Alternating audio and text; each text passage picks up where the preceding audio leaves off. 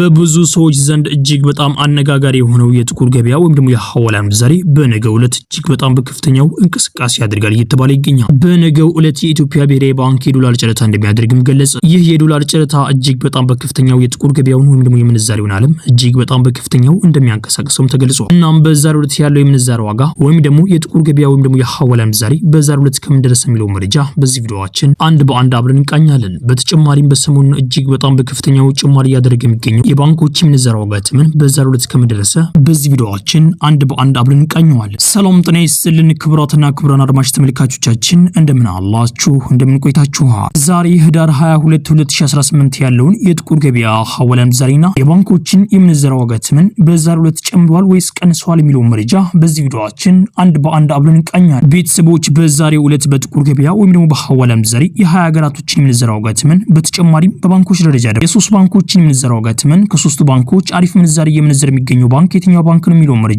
በዚህ ቪዲዮአችን አንድ በአንድ አብረን እንቃኛለን። ቤተሰቦች በዛሬው ዕለት የምንመለከታቸው የባንኮች ስም ዝርዝር የኢትዮጵያ ንግድ ባንክ፣ የአባይ ባንክ፣ የአዋሽ ባንክን የምንዛሬ ዋጋ ተመን አብረን እንቃኛለን።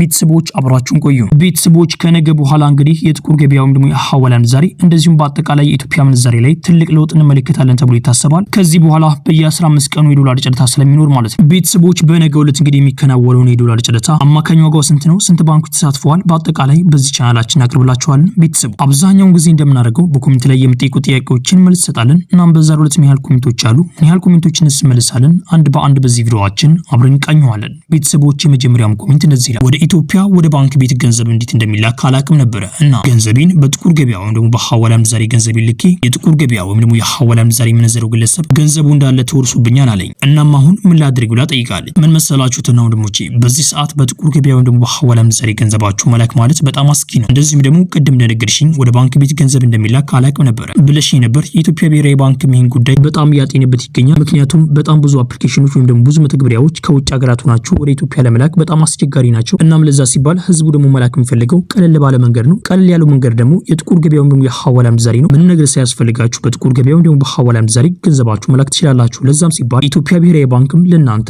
ቀለል ባለ መንገድ ገንዘባችሁ የምትልኩበትን መንገድ እያመቻቸም እንደሆነ ገልጿል።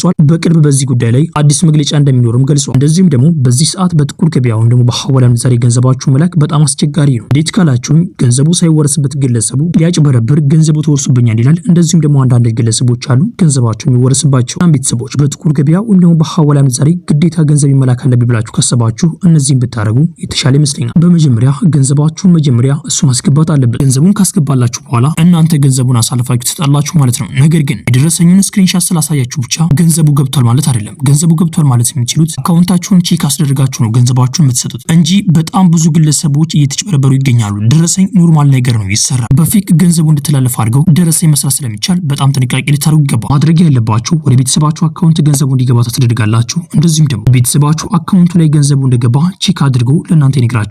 የዛኔ ገንዘቡን አሳልፋችሁ ትሰጣላችሁ ማለት ነው። አለበለዚያ ደረሰኙን ስላሳያችሁ ብቻ ገንዘባችሁን እንዳትሰጡ። እንደዚህም ደግሞ ገንዘባችሁን ወደ ራሳችሁ አካውንት የምታስገቡ ከሆነ አካውንታችሁ ላይ ገንዘቡ እንደገባ ቼክ ሳታስደርጉ ገንዘቡን አሳልፋችሁ መቼም ቢሆን እንዳትሰጡ። ይህን ነግራችሁ በጣም ብዙትና ወንድሞቻችን እየተጭበረበሩበት የሚገኝ መንገድ በጣም ብዙትና ወንድሞቻችን አልቅሰዋል በዚህ ጉዳይ። እናም ቤተሰቦች እናንተም እንዳትጭበረበሩ በጣም ጥንቃቄ ብታደርጉ የተሻለ ይመስለኛል። እናም ቤተሰቦች ቅድም እንደነገርኳችሁ ከሁለት ቀን በኋላ ከሰዓታት በኋላ ገንዘቡን አስገባላችኋለሁ ብሎ ገንዘቡን ለመውሰድ ከፈለገ መቼም ቢሆን ገንዘቡን እንዳትሰጡ። በጣም በአሁኑ ሰዓት ላይ በጥቁር ገበያ ወይም ደግሞ በሐዋላ ምንዛሬ ገንዘባችሁ መላክ በጣም ሪስክ ስላለው ማለት ነው። በጣም ጥሩ ስላልሆነ ማለት ነው። እናም ቤተሰቦች ገንዘባችሁን ወዲያውኑ መላክ አለበት። እንደዚሁም ደግሞ አካውንታችሁ ላይ ገንዘቡ እንደገባ ቼክ ማስደረግ አለባችሁ። ወደ ራሳችሁ ደግሞ አካውንት ገንዘባችሁን አታስገቡ። ወደ ቤተሰባችሁ አካውንት ገንዘባችሁን አስገቡ። እናም ቤተሰቦች ይህን ይመስላል እኔ መክራችሁ ነገር ማለት ምን መሰለሽ ከዚህ በኋላ ጥቁር ገበያ ወይም ደግሞ በሐዋላ ምንዛሬ ገንዘባችሁ የተወረሰባችሁ ግለሰብ ገንዘባቸው ይመለሳል ማለት በጣም ከባድ ነው። በአጠቃላይ ከዚህ በኋላ ገንዘባችሁን ስትልኩ ገንዘባችሁን ለ5 ወይም ደግሞ ለ6 ከፋፍሉት ገንዘባችሁን ስትልኩ ማለት ነው። ብዙ እህትና ወንድሞቻችን እያደረጉ የሚገኙት የ7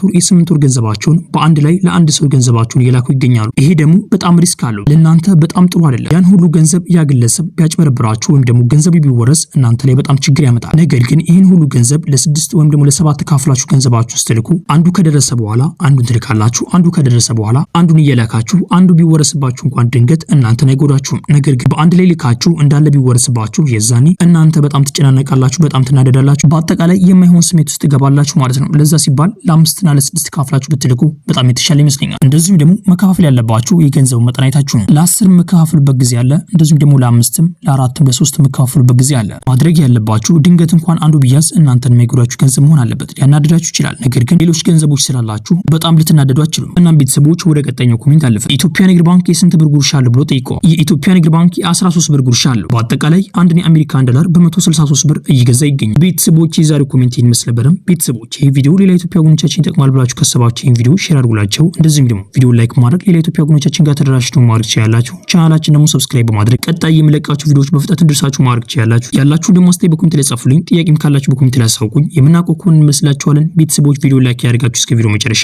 አብራችሁን ቆዩ። በቅድሚያም የምናገኘው አንድ የአሜሪካን ዶላር በአሁኑ ሰዓት ላይ በጥቁር ገበያ ሐዋላ ምንዛሬም እየተመነዘረበት ያለው ዋጋም 179 ብር ከ28 ሳንቲም እየተመነዘረ ሲሆን 100 የአሜሪካን ዶላሮች ደግሞ 17928 ብር በኢትዮጵያ በጥቁር ገበያ ሐዋላ ምንዛሬም በዛሬው ዕለት ሲመነዘር ይውላል። በቀጣይ የምናገኘው አንድ ዩሮ በአሁኑ ሰዓት ላይ በጥቁር ገበያ ሐዋላ ምንዛሬም እየተመነዘረበት ያለው ዋጋም 208 ብር ከ04 ሳንቲም እየተመነዘረ ሲሆን 100 ዩሮዎች ደግሞ 20804 ብር በኢትዮጵያ በጥቁር ገበያ ሐዋላ ምንዛሬም በዛሬው ዕለት ሲመነዘር ይውላል። በቀጣይ የምናገኘው አንድ ስዊድን ክሮን በአሁኑ ሰዓት ላይ በጥቁር ገበያ ሐዋላ ምንዛሬም እየተመነዘረበት ያለው ዋጋም 223 ብር ከ19 ሳንቲም እየተመነዘረ ሲሆን 100 ስዊድን ክሮኖች ደግሞ 22319 ብር በኢትዮጵያ በጥቁር ገበያ ሐዋላ ምንዛሬም በዛሬው ዕለት ሲመነዘር ይውላል። በቀጣይ የምናገኘው አንድ ካናዳ ዶላር በአሁኑ ሰዓት ላይ በጥቁር ገበያ ሐዋላ ምንዛሬም እየተመነዘረበት ያለው ዋጋም 128 ብር ከ26 ሳንቲም እየተመነዘረ ሲሆን 100 የካናዳ ዶላሮች ደግሞ 12826 ብር በኢትዮጵያ በጥቁር ገበያ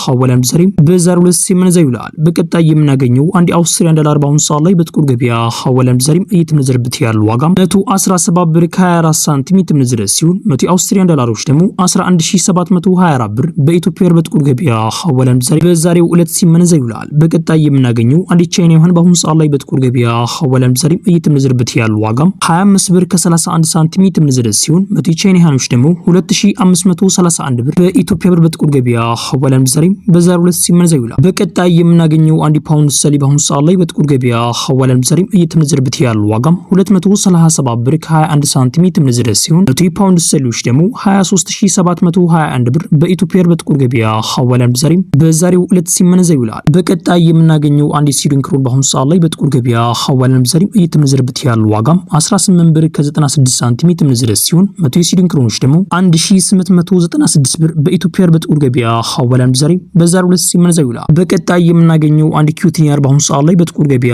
ሐዋላ ምንዛሬም እየተመነዘረበት ያለው ዋጋም 584 ብር ከ33 ሳንቲም እየተመነዘረ ሲሆን 100 የኪዩቲኒያሮች ደግሞ 58433 ብር በኢትዮጵያ በጥቁር ገበያ ሐዋላ ምንዛሬም በዛሬው ዕለት ሲመነዘር ይውላል። በቀጣይ የምናገኘው አንድ ዱባይ ድርሃም በአሁኑ ሰዓት ላይ በጥቁር ገበያ ሐዋላ ምንዛሬም እየተመነዘረበት ያለው ዋጋም 48 ብር ከ74 ሳንቲም እየተመነዘረ ሲሆን 100 የዱባይ ድርሃሞች ደግሞ 4874 ብር በኢትዮጵያ በጥቁር ገበያ ሐዋላ ምንዛሬም በዛሬው ዕለት ሲመነዘር ይውላል። በቀጣይ የምናገኘው አንድ ሳዑዲ ሪያል በአሁኑ ሰዓት ላይ በጥቁር ገበያ ሐዋላ ምንዛሬም እየተመነዘረበት ያለው ዋጋም 47 ብር ከ76 ሳንቲም እየተመነዘረ ሲሆን 100 የሳዑዲ ሪያሎች ደግሞ 4776 ብር በኢትዮጵያ በጥቁር ገበያ ሐዋላ ምንዛሬም በዛሬው ዕለት ሲመነዘር ይውላል። በቀጣይ የምናገኘው አንድ ኦማን ሪያል በአሁኑ ሰዓት ላይ በጥቁር ገበያ ሐዋላ ምንዛሬም እየተመነዘረበት ያለው ዋጋም 466 ብር ከ35 ሳንቲም እየተመነዘረ ሲሆን 100 ኦማን ሪያሎች ደግሞ 6635 ብር በኢትዮጵያ በጥቁር ገበያ ሐዋላ ምንዛሬም በዛሬው ዕለት ሲመነዘር ይውላል። በቀጣይ የምናገኘው አንድ ጆርዳን ዲናር በአሁኑ ሰዓት ላይ በጥቁር ገበያ ሐዋላ ምንዛሬም እየተመነዘረበት ያለው ዋጋም 252 ብር ከ51 ሳንቲም እየተመነዘረ ሲሆን 100 ጆርዳን ዲናሮች ደግሞ 25251 ብር በኢትዮጵያ በጥቁር ገበያ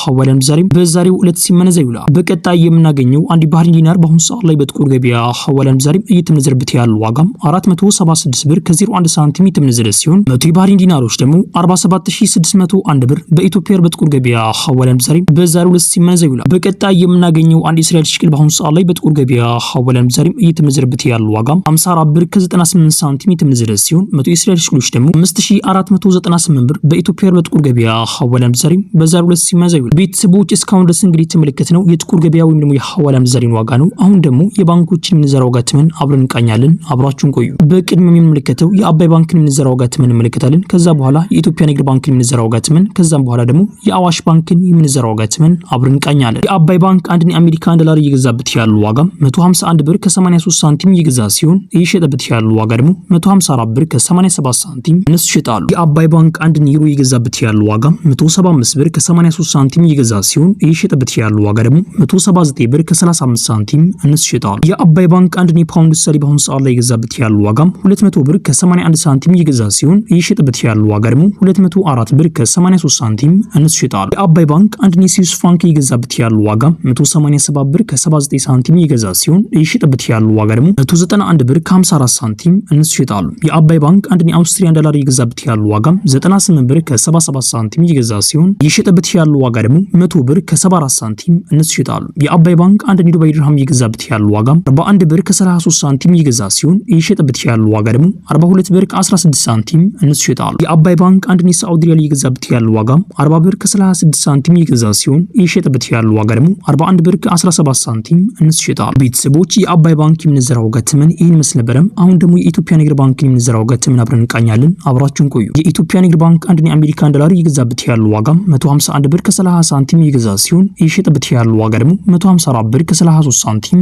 እነሱ ይሸጣሉ። የኢትዮጵያ ንግድ ባንክ አንድ የፓውንድ ስተርሊንግ በአሁኑ ሰዓት ላይ እየገዛበት ያለው ዋጋ 196 ብር ከ31 ሳንቲም እየገዛ ሲሆን እየሸጠበት ያለው ዋጋ ደግሞ 200 ብር ከ54 ሳንቲም እነሱ ይሸጣሉ። የኢትዮጵያ ንግድ ባንክ አንድ ዩሮ እየገዛበት ያለው ዋጋ 175 ብር ከ51 ሳንቲም እየገዛ ሲሆን እየሸጠበት ያለው ዋጋ ደግሞ 179 ብር ከ02 ሳንቲም እነሱ ይሸጣሉ። የኢትዮጵያ ንግድ ባንክ አንድ ኢኩዊቲ ኒየር በአሁኑ ሰዓት ላይ እየገዛበት ያለው ዋጋ 483 ብር ከ80 ሳንቲም እየገዛ ሲሆን እየሸጠበት ያለው ዋጋ ደግሞ 493 ብር ከ47 ሳንቲም እነሱ ይሸጣሉ። የኢትዮጵያ ንግድ ባንክ አንድ የስዊስ ፍራንክ እየገዛበት ያለው ዋጋ 184 ብር ከ86 ሳንቲም እየገዛ ሲሆን እየሸጠበት ያለው ዋጋ ደግሞ 188 ብር ከ56 ሳንቲም እነሱ ይሸጣሉ። የኢትዮጵያ ንግድ ባንክ አንድ የዱባይ ድርሃም እየገዛበት ያለው ዋጋ 41 ብር ከ19 ሳንቲም እየገዛ ሲሆን እየሸጠበት ያለው ዋጋ ደግሞ 42 ብር ከ01 ሳንቲም እነሱ ይሸጣሉ። የኢትዮጵያ ንግድ ባንክ አንድ የሳዑዲ ሪያል እየገዛበት ያለው ዋጋ 40 ብር ከ33 ሳንቲም እየገዛ ሲሆን እየሸጠበት ያለው ዋጋ ደግሞ 41 ብር ከ14 ሳንቲም እነሱ ይሸጣሉ።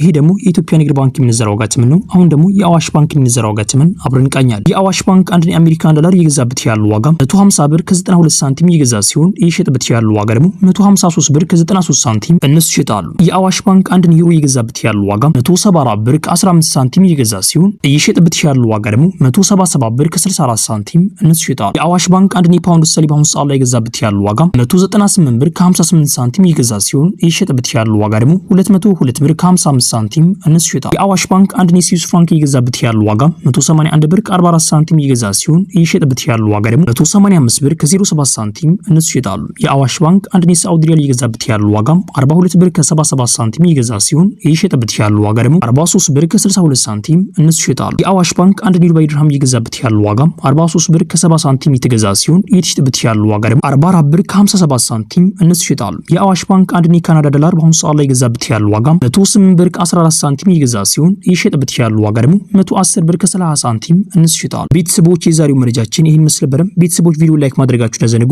ኢንሻአላህ በቀጣይ ቪዲዮ እስከምንገናኝ ቸር ቆዩልኝ።